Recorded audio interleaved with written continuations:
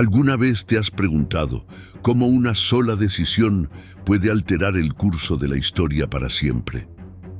Hoy revelaremos la crónica extraordinaria de Betsabé, una mujer cuyo nombre ha sido susurrado durante milenios, pero cuya verdadera historia permanece envuelta en misterio y malentendidos. Esta no es simplemente la narrativa de un escándalo real. Es el testimonio más poderoso sobre cómo la gracia divina puede transformar la tragedia más devastadora en el fundamento de una redención gloriosa. Cuando mencionamos a las figuras que moldearon el destino del pueblo elegido, raramente consideramos el impacto transformador de aquellas mujeres que desde las sombras del poder influyeron en el rumbo de naciones enteras. Betsabé fue una de estas mujeres extraordinarias, cuya historia trasciende los límites de un simple romance prohibido para convertirse en una lección eterna sobre el poder restaurador del Altísimo.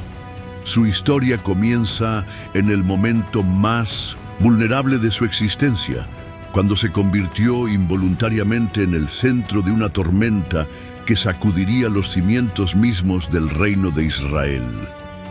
Lo que parecía ser el final de su honor y dignidad se transformaría en el prólogo de una saga que culminaría en el nacimiento del monarca más sabio de la historia y siglos después en la llegada del Salvador prometido. Esta narrativa no es solo sobre el pecado y sus consecuencias. Es sobre la capacidad infinita de Dios para escribir líneas rectas con renglones torcidos, para extraer belleza de las cenizas y para convertir los momentos más oscuros en el amanecer de una nueva esperanza.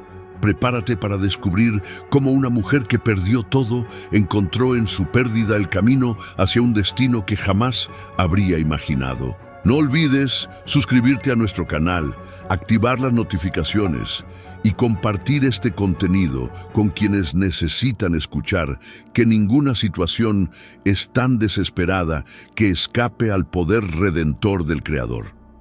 Esta historia cambiará tu perspectiva sobre el perdón, la restauración y el propósito divino en medio del sufrimiento humano. La primavera había llegado a Jerusalén con su esplendor habitual, pero ese año traería consigo eventos que marcarían para siempre la historia del reino de David. Era la época en que tradicionalmente los ejércitos marchaban a la batalla, cuando los monarcas lideraban personalmente sus tropas hacia la victoria. Sin embargo, por primera vez en muchos años, el rey David había decidido permanecer en la capital mientras sus generales dirigían las campañas militares. Esta decisión, aparentemente insignificante, se convertiría en el catalizador de una cadena de eventos que transformaría no solo la vida personal del monarca, sino el futuro mismo de la dinastía davídica. En las tardes cálidas de esa primavera fatídica, David solía caminar por las terrazas superiores de su palacio, contemplando la ciudad que había conquistado y convertido en el centro de su reino. Fue durante uno de estos paseos vespertinos cuando el destino de Betsabé se entrelazó para siempre con el del rey más poderoso de Israel. Desde su posición elevada, David divisó en una terraza cercana a una mujer de belleza extraordinaria que se bañaba en la intimidad de su hogar. La visión la impactó con una fuerza que trascendía la simple admiración estética. Despertó en él una pasión que nublaría su juicio y lo llevaría a cometer actos que jamás habría considerado en sus momentos de mayor cordura. Betsabé, completamente ajena a la mirada real que la observaba, realizaba sus abluciones diarias, sin sospechar que esos momentos de privacidad estaban siendo violados por ojos que tenían el poder de cambiar su destino para siempre. Ella era la esposa de Urías elitita, uno de los guerreros más valientes y leales del ejército de David, un hombre que en ese mismo momento arriesgaba su vida defendiendo el reino, mientras su esposa se encontraba sola en Jerusalén. La belleza, de Betsabé no era simplemente física. Emanaba de ella una gracia natural que la distinguía entre las mujeres de la corte.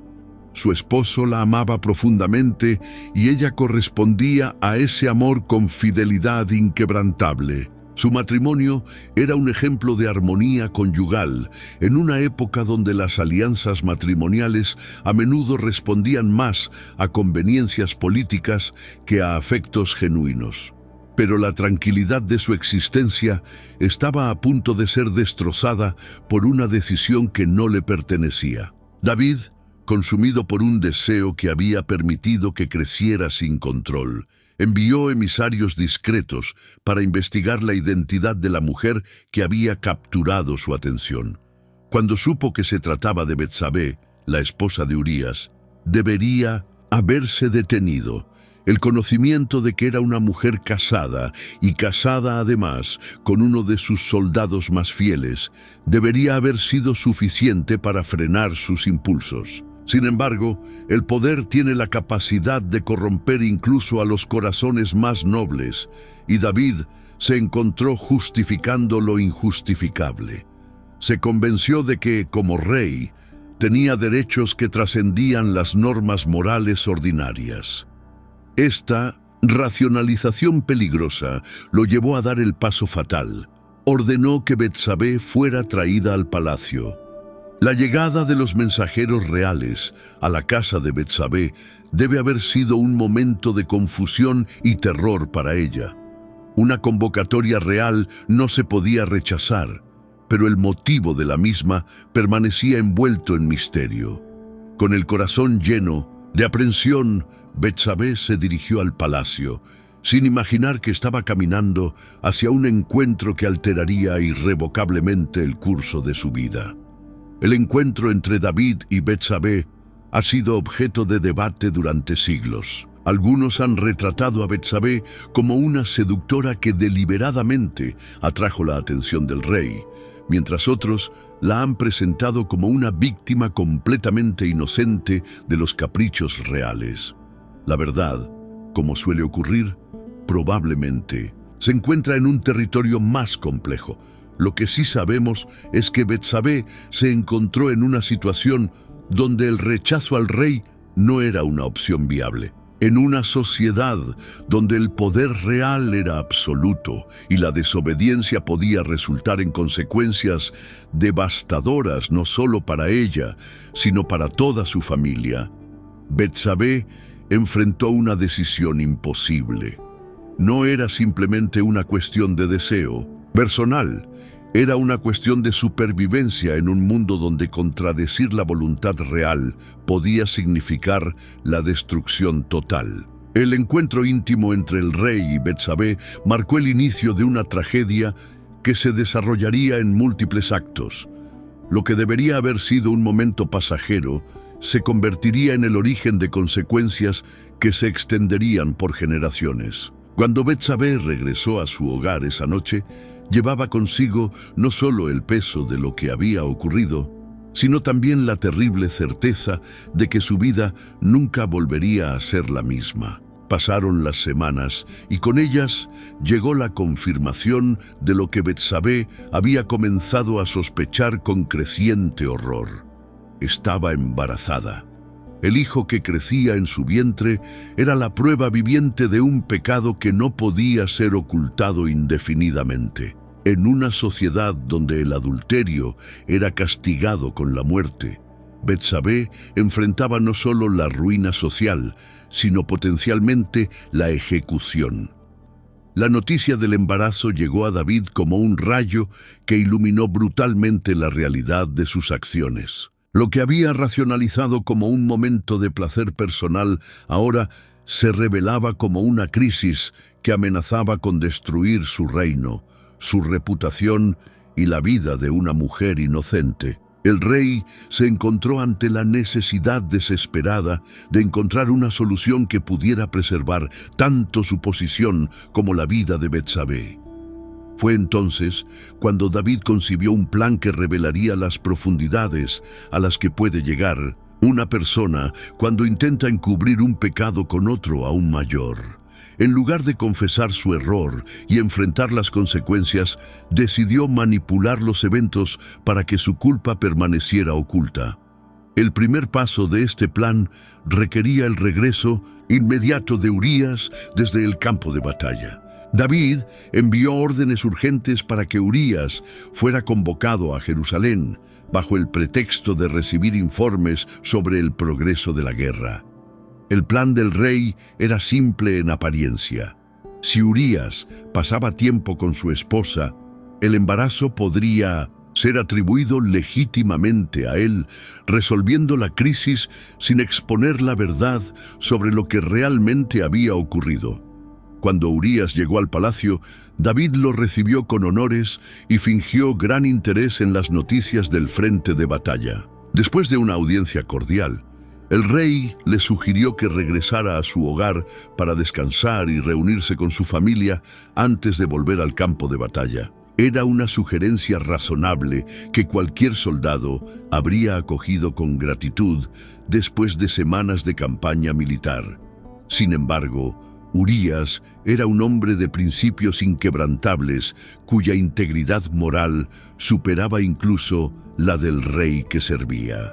Para asombro y creciente desesperación de David, Urías se negó a ir a su casa, declarando que sería impropio para él disfrutar de las comodidades del hogar mientras sus compañeros soldados dormían en tiendas de campaña y arriesgaban sus vidas en territorio enemigo.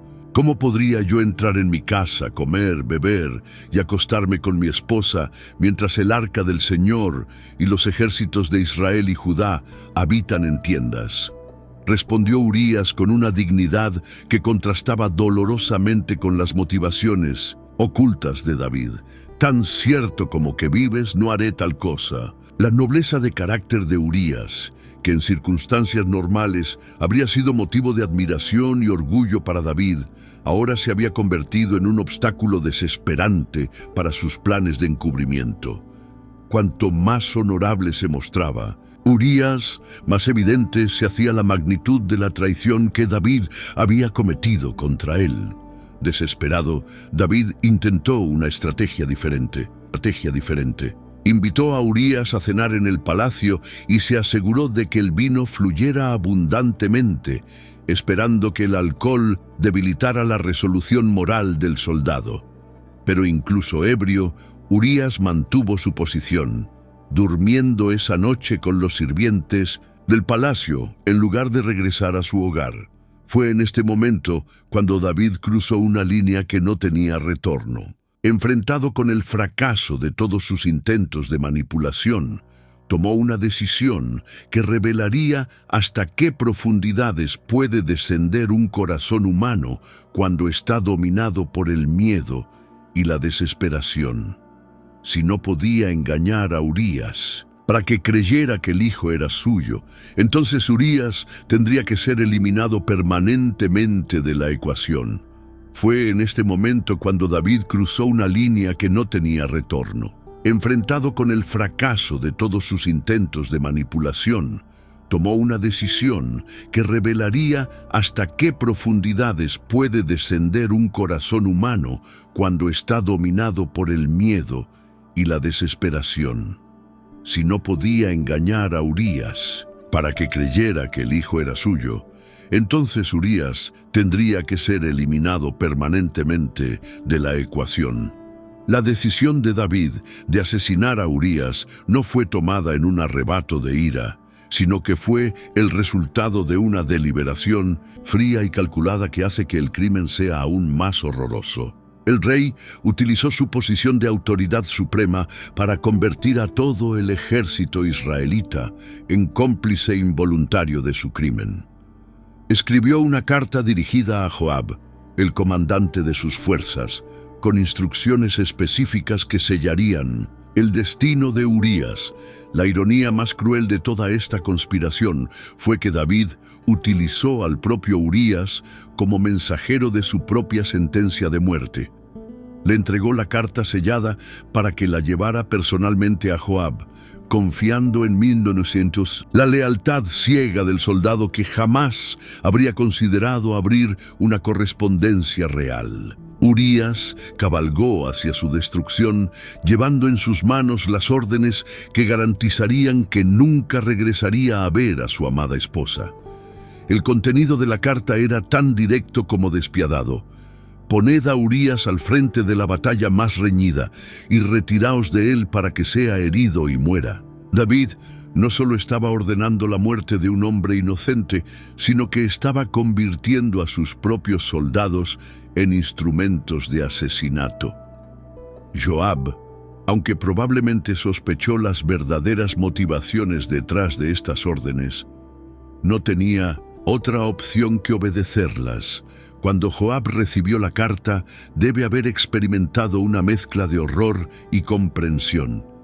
Como comandante experimentado, entendía las implicaciones de lo que se le estaba pidiendo. Sin embargo, la disciplina militar y la lealtad al rey no le permitían cuestionar órdenes directas, por más que violaran todos los códigos de honor que habían guiado su carrera. La ejecución del plan fue meticulosamente organizada. Durante el asedio de la ciudad de Rabá, Joab diseñó una estrategia que colocaría a Urías en una posición de máximo peligro. El valiente soldado, completamente ignorante de la conspiración que se tejía a su alrededor, cumplió con entusiasmo sus deberes, creyendo que estaba sirviendo fielmente al rey que había ordenado su muerte. Cuando llegó el momento del ataque, Urías fue enviado a la sección más peligrosa del asalto, donde la resistencia enemiga era más feroz. Como había sido planificado, en el momento crítico de la batalla, las tropas israelitas se retiraron estratégicamente, dejando a Urías y a un pequeño grupo de soldados expuestos al fuego enemigo concentrado. Fue una táctica que garantizaba su eliminación mientras mantenía la apariencia de una baja de guerra normal.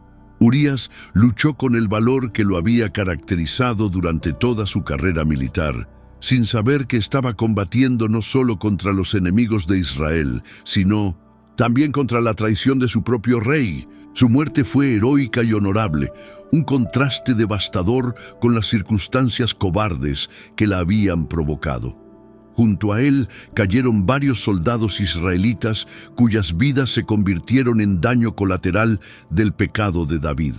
Cuando Joab envió el mensaje de la muerte de Urías a Jerusalén, incluyó una explicación cuidadosamente elaborada que presentaba las bajas como resultado de una estrategia militar arriesgada que había salido mal. David recibió las noticias con una demostración pública de pesar apropiada, mientras que en privado sentía el alivio de quien ve resolverse un problema aparentemente insoluble.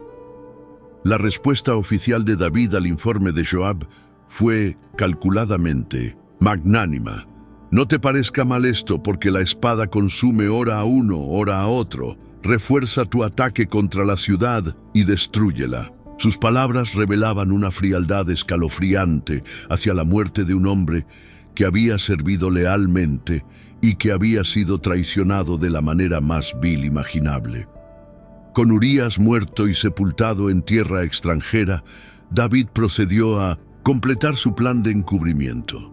Después de que Betsabé completara el periodo tradicional de luto por su esposo, David la tomó como esposa en una ceremonia que superficialmente parecía un acto de bondad real hacia una viuda desamparada. Para los observadores externos, el rey estaba cumpliendo con su deber de proteger a las familias de los soldados caídos. Betsabé se convirtió en una de las esposas del rey, y cuando dio a luz al hijo, oficialmente era descendiente legítimo de David.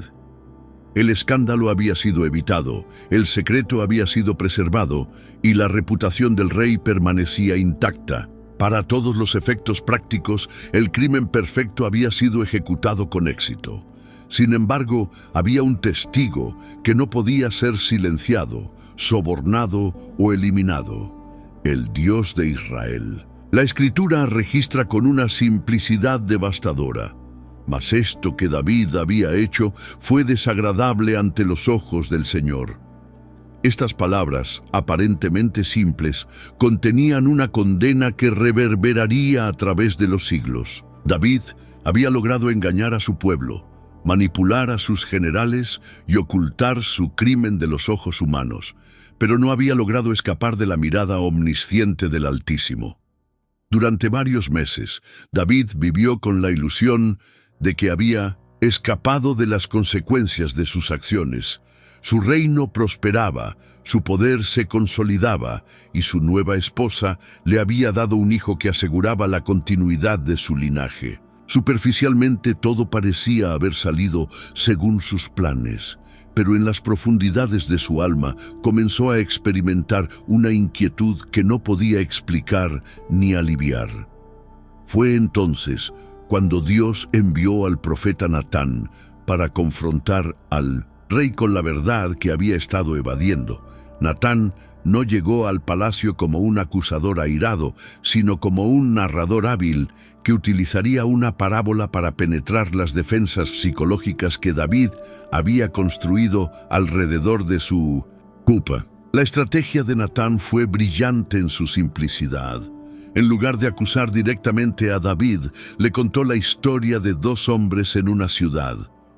Uno rico que poseía muchas ovejas y vacas, y otro pobre que tenía solamente una pequeña oveja, que había criado con cariño y que era como una hija para él. Cuando llegó un viajero a la casa del hombre rico, en lugar de tomar de su propio rebaño para preparar la comida, el rico robó y sacrificó la única oveja del hombre pobre. La reacción de David a esta historia fue inmediata y visceral. Su sentido de justicia, que había sido suprimido durante su propio crimen, se despertó con furia ante la injusticia cometida contra el hombre pobre. «¡Vive el Señor!», exclamó David, «que el que tal hizo es digno de muerte y debe pagar la cordera con 4 tantos, porque hizo tal cosa y no tuvo misericordia». Era precisamente la reacción que Natán había esperado. David había pronunciado su propia sentencia sin darse cuenta. En ese momento de indignación justa, había revelado que su conciencia moral seguía intacta, lo que hacía su propio crimen aún más inexcusable. Fue entonces cuando Natán pronunció las palabras que cambiarían para siempre la vida de David. «Tú eres aquel hombre». El impacto de esta revelación fue como un rayo que iluminó brutalmente la realidad que David había estado evitando. En un instante, todas sus racionalizaciones se desplomaron, todas sus justificaciones se revelaron como lo que realmente eran: autoengaño desesperado. El rey que había conquistado gigantes y enemigos poderosos se encontró completamente indefenso ante la verdad simple y devastadora de su propio pecado. Natán no se detuvo ahí. Procedió a enumerar todas las bendiciones que Dios había derramado sobre David. Le había dado el reino, le había librado de sus enemigos, le había otorgado múltiples esposas y riquezas incontables. ¿Por qué entonces había despreciado la palabra del Señor para hacer lo malo ante sus ojos? ¿Por qué había matado a Urías con la espada de los hijos de Amón y había tomado su esposa? La profecía de juicio que siguió fue tan específica como terrible. La espada nunca se apartaría de la casa de David. El mal se levantaría contra él desde su propia familia. Sus esposas serían tomadas delante de sus ojos y entregadas a su prójimo. Lo que David había hecho en secreto sería hecho contra él públicamente delante de todo Israel. Pero la sentencia más devastadora era personal e inmediata. El hijo que Betsabé había dado a luz moriría. Este juicio golpeó a David con una fuerza que ninguna amenaza política o militar había logrado. La muerte del niño inocente sería el precio que se pagaría por los pecados de sus padres, una lección brutal sobre cómo las consecuencias del pecado a menudo recaen sobre aquellos que no tuvieron parte en su comisión. La respuesta de David a la confrontación de Natán fue inmediata y sin excusas. Pequé contra el Señor. No intentó justificar sus acciones, no culpó a las circunstancias, no buscó minimizar su culpa. En esas 4 palabras simples, David reconoció la enormidad de lo que había hecho y se sometió completamente al juicio divino. La respuesta de David a la confrontación de Natán fue inmediata y sin excusas. Pequé contra el Señor. No intentó justificar sus acciones, no culpó a las circunstancias, no buscó minimizar su culpa. En esas 4 palabras simples, David reconoció la enormidad de lo que había hecho y se sometió completamente al juicio divino. La sinceridad de su arrepentimiento movió el corazón misericordioso de Dios, y Natán pudo anunciar: «También el Señor ha remitido tu pecado, no morirás». Sin embargo, las consecuencias del pecado no podían ser completamente evitadas. El juicio contra el niño permanecía inmutable, y David tendría que enfrentar la pérdida más devastadora que un padre puede experimentar. Cuando el niño enfermó gravemente, David entró en un período de intercesión desesperada que reveló la profundidad de su transformación espiritual. El rey, que había estado viviendo en el autoengaño, ahora se confrontaba brutalmente con la realidad de sus acciones y sus consecuencias.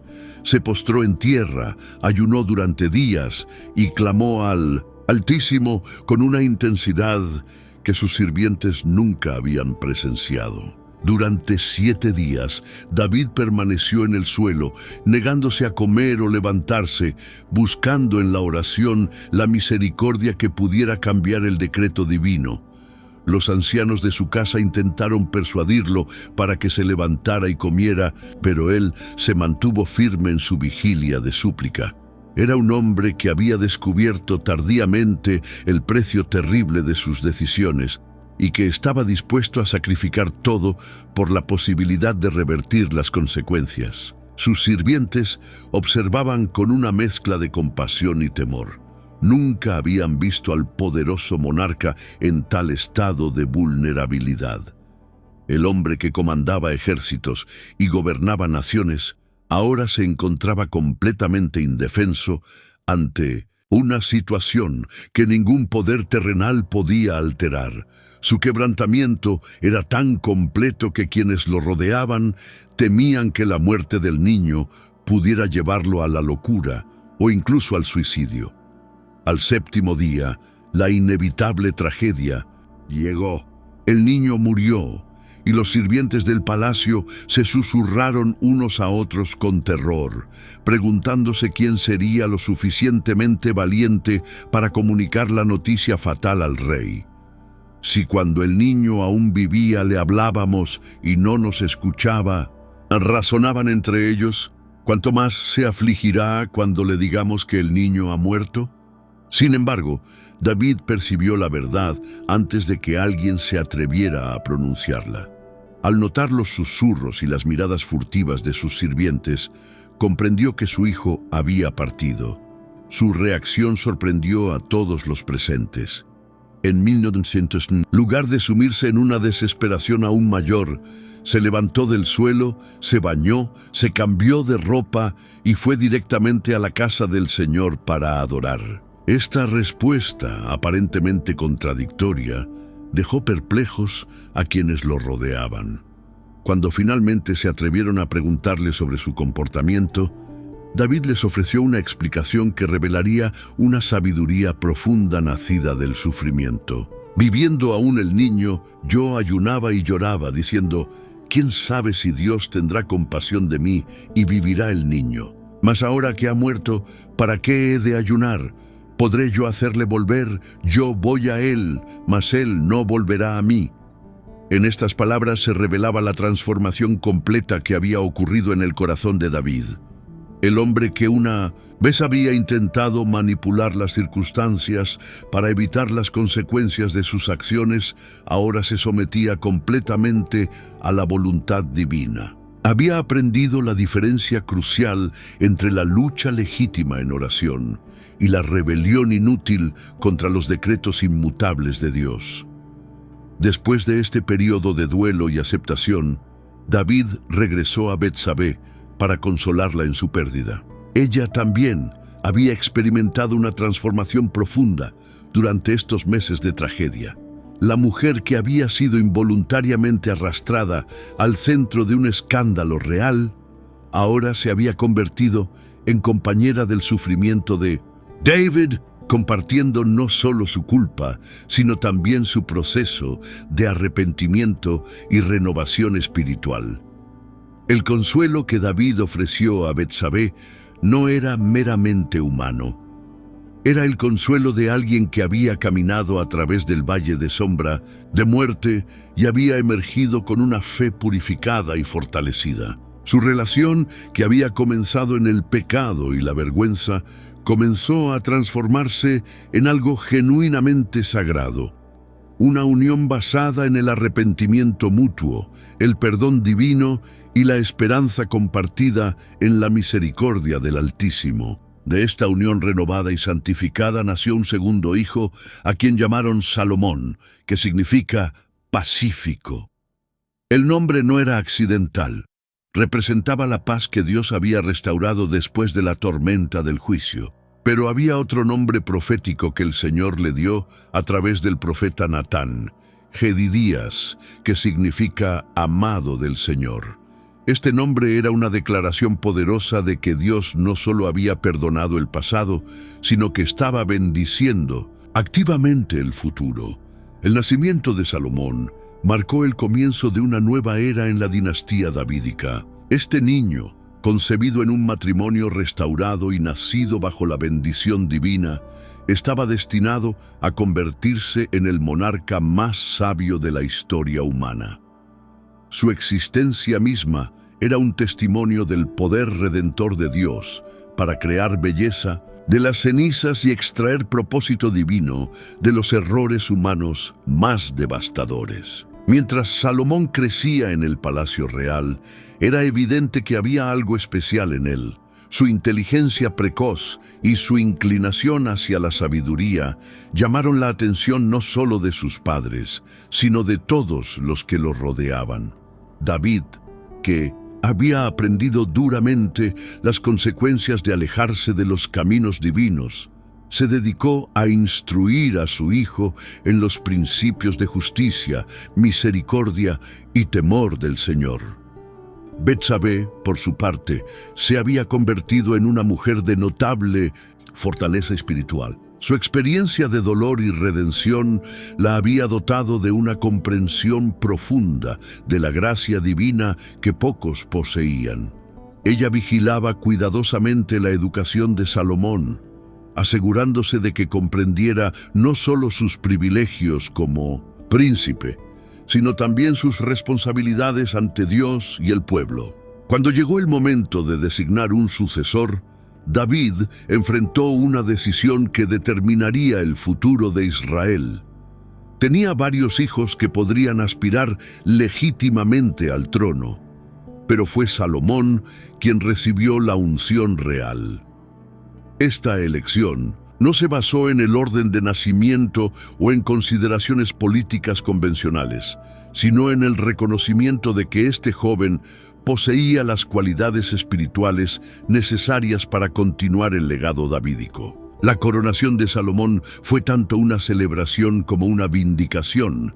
El hijo de Betsabé, la mujer que una vez había sido el centro de un escándalo nacional, ahora ascendía al trono de Israel con la bendición inequívoca del Altísimo. Era una demostración poderosa de cómo Dios puede tomar las circunstancias más humillantes y transformarlas en plataformas para su gloria. Uno de los primeros actos del reinado de Salomón reveló la sabiduría excepcional que lo caracterizaría. Cuando Dios se le apareció en sueños y le ofreció cualquier cosa que deseara, Salomón no pidió riquezas, longevidad o poder militar. En su lugar, solicitó un corazón entendido para juzgar a tu pueblo y para discernir entre lo bueno y lo malo. Esta petición deleitó tanto al Señor que no solo concedió a Salomón la sabiduría solicitada, sino que además le otorgó riquezas y honor sin paralelo, El joven rey se convirtió en la personificación viviente de la promesa bíblica de que quienes buscan primero el reino de Dios y su justicia recibirán todas las demás cosas por añadidura. La sabiduría de Salomón pronto se hizo legendaria en todo el mundo conocido. Su famoso juicio sobre las dos mujeres que reclamaban el mismo bebé demostró una perspicacia psicológica que asombró a la nación. Su capacidad para resolver disputas complejas, administrar justicia equitativa y gobernar con eficiencia transformó a Israel en una potencia regional respetada y próspera. Bajo su liderazgo, Israel experimentó una edad dorada de paz y prosperidad que nunca se había visto antes ni se vería después.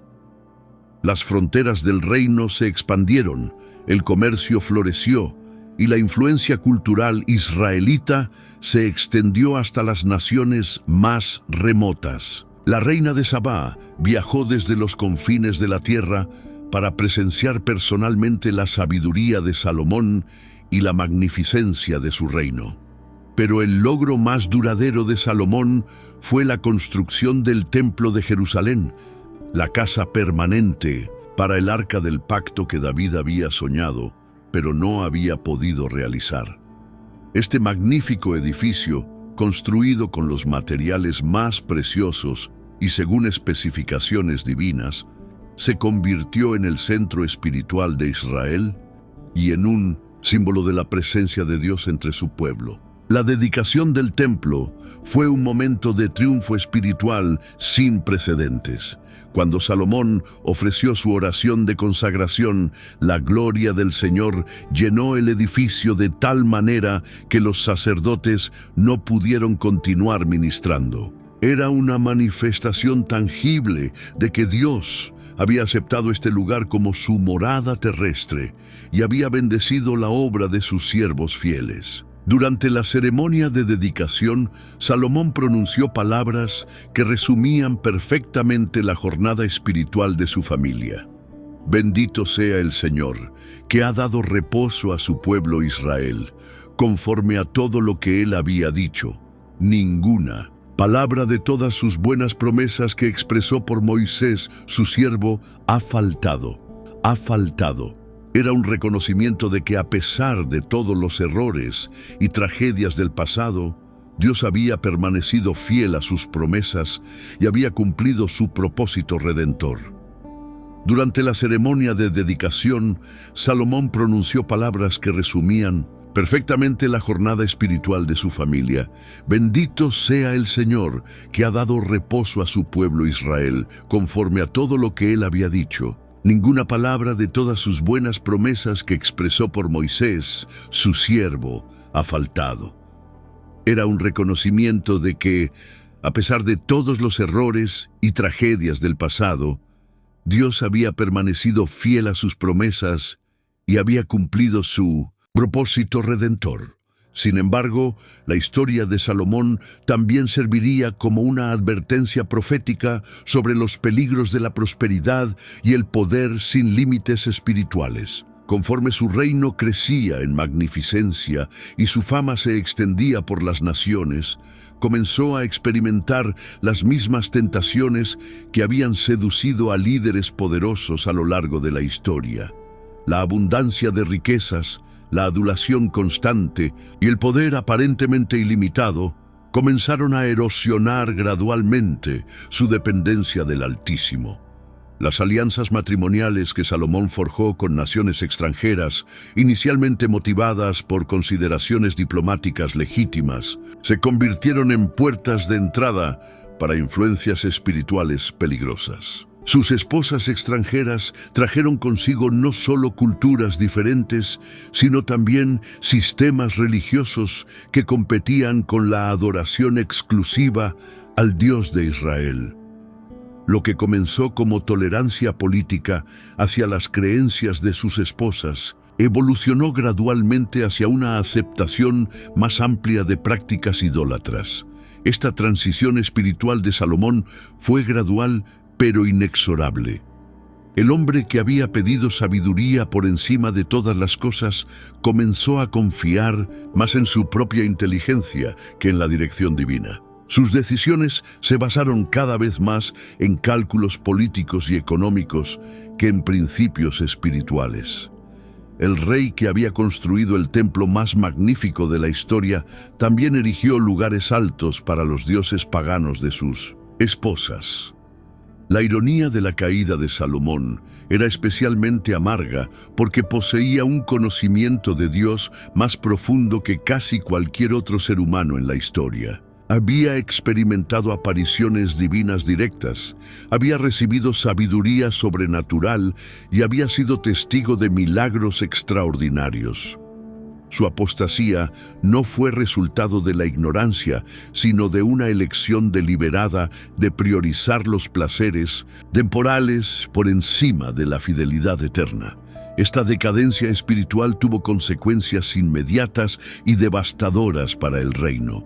Las bendiciones que habían caracterizado los primeros años de su reinado comenzaron a convertirse en maldiciones. Surgieron adversarios que desafiaron su autoridad. Aparecieron divisiones internas que amenazaron la unidad nacional. Y la paz que había sido la marca distintiva de su gobierno comenzó a fragmentarse. El juicio divino sobre la apostasía de Mindoncetu. Salomón fue pronunciado con la misma claridad que había caracterizado las promesas de bendición en sus primeros años. Dios declaró que el reino sería dividido, aunque por amor a David, la división no ocurriría durante la vida de Salomón, sino en los días de su hijo. Era una demostración de cómo la fidelidad de una generación puede proporcionar protección para la siguiente, incluso cuando esa protección es solo temporal. A pesar de sus fallas personales, el legado literario y sapiencial de Salomón perduraría a través de los siglos. Sus proverbios, que encapsulaban principios de sabiduría práctica y espiritual, se convertirían en fuente de instrucción para innumerables generaciones. Su libro de Eclesiastés, con su reflexión melancólica sobre la vanidad de los logros terrenales, serviría como advertencia eterna sobre los peligros de buscar satisfacción en las cosas que no pueden proporcionarla permanentemente. El Cantar de los Cantares, atribuido tradicionalmente a Salomón, celebraba la belleza del amor humano mientras prefiguraba simbólicamente la relación entre Dios y su pueblo. Estos escritos sagrados se convertirían en parte permanente del canon bíblico, asegurando que la sabiduría de Salomón continuara instruyendo a la humanidad mucho después de que su reino político hubiera desaparecido. Mientras tanto, Betsabé había evolucionado hasta convertirse en una de las figuras matriarcales más respetadas de la corte. Su experiencia de redención personal la había dotado de una perspectiva única sobre la gracia divina y la capacidad de Dios para transformar las tragedias en triunfos. Se había convertido en consejera sabia no solo para su hijo, sino para muchos otros que buscaban orientación espiritual en tiempos de crisis. Su influencia se extendía más allá de los asuntos domésticos para incluir cuestiones de política nacional y decisiones dinásticas importantes. Cuando surgieron disputas sobre la sucesión al trono, fue Betsabé quien jugó un papel crucial en asegurar que las promesas hechas por David fueran honradas. Su intervención directa con el rey anciano garantizó que Salomón fuera oficialmente confirmado como heredero legítimo, a pesar de las maquinaciones de otros pretendientes. La transformación de Betsabé de víctima de circunstancias a agente activo de la providencia divina representa uno de los ejemplos más poderosos de redención personal en toda la literatura bíblica. Su historia demuestra que ninguna situación es tan desesperada que escape al poder restaurador del Creador, y que incluso los comienzos más traumáticos pueden convertirse en fundamentos para destinos gloriosos. Sin embargo, el significado más profundo de la historia de Betsabé se revelaría siglos después, cuando los evangelistas del Nuevo Testamento trazaron las genealogías del Mesías prometido. En una cultura donde las mujeres raramente eran mencionadas en los registros genealógicos, el nombre de Betsabé aparece prominentemente en el linaje de Jesucristo. Esta inclusión no fue accidental. Era una declaración teológica poderosa sobre la naturaleza de la gracia divina. La presencia de Betsabé en la genealogía mesiánica, junto a otras mujeres con historias complicadas como Tamar, Rahab y Ruth, enviaba un mensaje claro. El plan redentor de Dios no depende de la perfección humana, sino de su capacidad soberana para trabajar a través de situaciones imperfectas para cumplir sus propósitos eternos. El Mesías que vendría a salvar al mundo descendería de una línea que incluía tanto santos como pecadores, tanto triunfos como tragedias. Esta perspectiva genealógica transforma completamente la comprensión de la historia de Betsabé. Lo que una vez pareció ser una tragedia personal se revela como un eslabón crucial en la cadena de eventos que conduciría a la redención de toda la humanidad. Su sufrimiento y su posterior restauración prefiguraban el patrón que Dios seguiría en su plan de salvación: permitir que el mal aparente sirva ultimadamente a propósitos redentores más amplios. El Mesías, que nacería de esta línea davídica, no solo sería descendiente físico de Betsabé y David, sino que también heredaría simbólicamente su experiencia de redención. Como ellos, experimentaría rechazo, sufrimiento y aparente derrota, solo para demostrar que el poder de Dios es perfectamente capaz de transformar la cruz en corona, la muerte en vida y la desesperación en esperanza eterna. La historia de Betsabé también establece un precedente importante para comprender cómo Dios trabaja en las vidas de las mujeres a lo largo de la historia bíblica. Ella no fue simplemente una figura pasiva en los planes divinos, sino una participante activa cuyas decisiones y crecimiento espiritual contribuyeron significativamente al desarrollo del plan redentor. Su evolución de víctima a colaboradora divina demuestra que Dios honra la dignidad humana, incluso en medio de circunstancias aparentemente degradantes. Las lecciones contemporáneas de la historia de Betsabé son tan relevantes hoy como lo fueron hace 3 milenios. En una época donde el abuso de poder, la explotación sexual y la degradación de la dignidad humana continúan afligiendo a la sociedad, su historia ofrece esperanza genuina para aquellos que se sienten atrapados por circunstancias que no crearon y no pueden controlar. Su experiencia demuestra que ninguna persona es definida permanentemente por lo peor que le ha sucedido. El trauma puede ser real y las heridas pueden ser profundas, pero el poder redentor de Dios es capaz de escribir nuevos capítulos en vidas que parecían haber llegado a finales trágicos.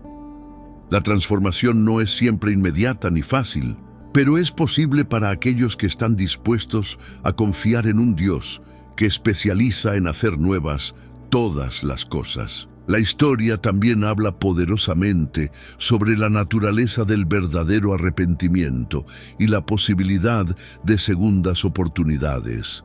David y Betsabé no fueron excusados de las consecuencias naturales de sus acciones, pero fueron restaurados a una relación correcta con Dios y entre ellos. Su matrimonio posterior no fue simplemente una cobertura para el escándalo anterior, sino una unión genuinamente redimida que produjo fruto espiritual duradero. Finalmente, la historia de Betsabé nos enseña sobre la paciencia de los propósitos divinos. Lo que parecía ser una interrupción catastrófica del plan de Dios para la dinastía davídica resultó ser, en realidad, un componente integral de ese mismo plan. Dios no desperdicia nada en su economía espiritual. Incluso los errores más costosos pueden convertirse en materiales de construcción para estructuras más gloriosas de lo que humanamente podríamos imaginar. En última instancia, la historia de Betsabé no es simplemente una narración histórica sobre eventos antiguos, sino una revelación eterna sobre el carácter de Dios y su relación con la humanidad. Es un testimonio de que su gracia es suficiente para cualquier situación. Su poder es capaz de cualquier transformación, y su amor es lo suficientemente profundo para alcanzar incluso a aquellos que se consideran irreparablemente dañados por las tormentas de la vida.